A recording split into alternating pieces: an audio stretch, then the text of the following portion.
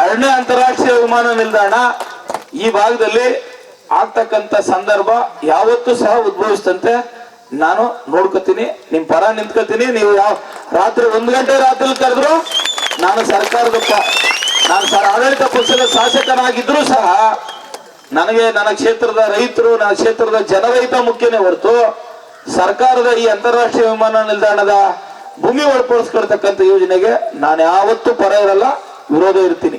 ಇದು ಒಂದು. ಮುಂದಿನ ದಿನಗಳಲ್ಲಿ ಈ ಭಾಗದ ಆಯ್ದ ರೈತ ಮುಖಂಡರನ್ನ ನೀವೇ ಸೆಲೆಕ್ಟ್ ಮಾಡಿದ್ರೆ ನಾನು ಮಾನ್ಯ ಮುಖ್ಯಮಂತ್ರಿಗಳು, ಉಪಮುಖ್ಯಮಂತ್ರಿಗಳು ಮತ್ತೆ ಸಂಬಂಧಪಟ್ಟ ಇಲಾಖೆ ಸಚಿವರಾದಂತ MB ಪಾಟೀಲ್ ಅವರ ಬಳಿಗೆ ರೈತರ ಮುಖಂಡರ ನಿಯೋಗವನ್ನ ಕರೆದುಕೊಂಡೋಗಿ ನನ್ನ ಪತ್ರದಲ್ಲೇ ಈ ಭಾಗದಲ್ಲಿ ಯಾವುದೇ ಕಾರಣಕ್ಕೂ ವಿಮಾನ ನಿಲ್ದಾಣಕ್ಕೆ ತಾವು ಭೂಮಿಯನ್ನ ಸ್ವಾಧೀನಪಡಿಸ್ಕೋಬಾರದು, ನೀವೆಲ್ಲಾದ್ರೂ ಬೇರೆ ಭಾಗದಲ್ಲಿ ಮಾಡಿ ಅಂತಕ್ಕಂಥದ್ದನ್ನ ನನ್ನ ಪತ್ರದಲ್ಲೇ ಸಹ ನಾನು ಕೊಡ್ತಕ್ಕಂಥ ಕೆಲಸವನ್ನ ಮಾಡ್ತೇನೆ. ಇನ್ನೂ ಒಂದೆರಡು ವಿಚಾರ. ಈ ಭಾಗದಲ್ಲಿ ನನ್ನ ವಿಧಾನಸಭಾ ಕ್ಷೇತ್ರದಲ್ಲಿ ವಿಮಾನ ನಿಲ್ದಾಣ ಬೇಡ ಅಂತಕ್ಕಂಥದ್ದು ಚರ್ಚೆ ಹಲವಾರು ಸುತ್ತಿನಲ್ಲಿ ಇಲಾಖೆಯ ಸಭೆ ನಡೀಬೇಕಾದ್ರೆ ನಾನು ಪ್ರಸ್ತಾಪ ಮಾಡಿದ್ದೀನಿ. ಇದು ಏಕಾಏಕಿ ಉಟ್ಕೊಂಡಿರ್ತಕ್ಕಂಥ ಒಂದು ಅಂಶ. ಏಕಾಏಕಿ ಉಟ್ಕೊಂಡಿರ್ತಕ್ಕಂಥದಕ್ಕೆ ನೀವ್ಯಾರು ರೈತರು ಆತಂಕಗೊಳ್ಳೋದು ಬೇಡ. ಇವತ್ತು ಸರ್ವೆ ನಡೀತಾ ಇದೆ. ಸರ್ವೆ ಏನಕ್ಕೆ ಮಾಡ್ತಾ ಇದ್ದಾರೆ ಅಂತ ನನಗೆ ಗೊತ್ತಿದೆ.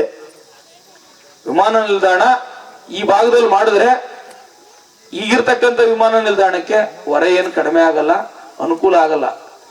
ಜನತೆಗೆ ಅನುಕೂಲ ಆಗ್ಬೇಕು ಅಂತಂದ್ರೆ ಬೆಂಗಳೂರು ಸುತ್ತಮುತ್ತ ಇರುವಂತ ಭಾಗಗಳಿಗೆ ಅನುಕೂಲ ಆಗ್ಬೇಕು ಅಂದ್ರೆ ಎರಡನೇ ಅಂತಾರಾಷ್ಟ್ರೀಯ ವಿಮಾನ ನಿಲ್ದಾಣ ಬೆಂಗಳೂರಿನ ದಕ್ಷಿಣ ಭಾಗದಲ್ಲಿ ಮಾಡಿದ್ರೆ ಮಾತ್ರ ಅನುಕೂಲ ಆಗ್ತದೆ, ಇಲ್ಲ ಅಂದ್ರೆ ಆಗೋದಿಲ್ಲ ಅಂತಕ್ಕಂಥ ಅಂಶವನ್ನ ನನಗಿರ್ತಕ್ಕಂಥ ಏನೋ ಎಷ್ಟೋ ಜ್ಞಾನದಲ್ಲಿ ನಾನು ಸಭೆಯಲ್ಲಿ ಸಹ ಅದನ್ನ ಮಂಡಿಸಿದ್ದೇನೆ. ಅಧಿಕಾರಿಗಳು ಸಹ ಅದನ್ನ ಕನ್ಸಿಡರ್ ಮಾಡಿದ್ದಾರೆ. ಹಾಗಾಗಿ ನೀವ್ಯಾರು ಆತಂಕ ಪಡೋದು ಬೇಡ. ನಿಮ್ಮ ಸಮಾಧಾನಕ್ಕೆ ನಾನು ಮುಖ್ಯಮಂತ್ರಿಗಳು, ಉಪಮುಖ್ಯಮಂತ್ರಿಗಳು ಮತ್ತೆ ಸಂಬಂಧಪಟ್ಟ ಸಚಿವರ ಬಳಿಗೆ ರೈತರ ತಂಡದ ನಿಯೋಗವನ್ನ ಕರೆದುಕೊಂಡೋಗಿ ಅಲ್ಲೂ ಸಹ ಭರವಸೆ ಕೊಡಿಸ್ತೇನೆ. ನಮ್ಮ ಭಾಗದಲ್ಲಿ ಎರಡನೇ ಅಂತಾರಾಷ್ಟ್ರೀಯ ವಿಮಾನ ನಿಲ್ದಾಣವನ್ನ ಅದು ಸೋಲೂರು ಇರ್ಬೋದು, ಸೋದನಹಳ್ಳಿ ಭಾಗದಲ್ಲಿ ಇರ್ಬೋದು ಮಾಡ್ಲಿಕ್ಕೆ ನಾನು ಅವಕಾಶ ಕೊಡಲ್ಲ. ಯಾವತ್ತು ನನ್ನ ಕ್ಷೇತ್ರದ ರೈತರ ಪರವಾಗಿರ್ತೀನಿ, ನನ್ನ ಕ್ಷೇತ್ರದ ಜನತೆಯ ಪರವಾಗಿರ್ತೀನಿ. ನನಗೆ ಅಧಿಕಾರ ಮುಖ್ಯ ಅಲ್ಲ. ನಾನಿಲ್ಲಿ ಹಣ ಮಾಡ್ಲಿಕ್ಕೆ, ಕಮಿಷನ್ ಹೊಡಿಲಿಕ್ಕೆ ಶಾಸಕನಾಗಿ ಬರಲಿಲ್ಲ.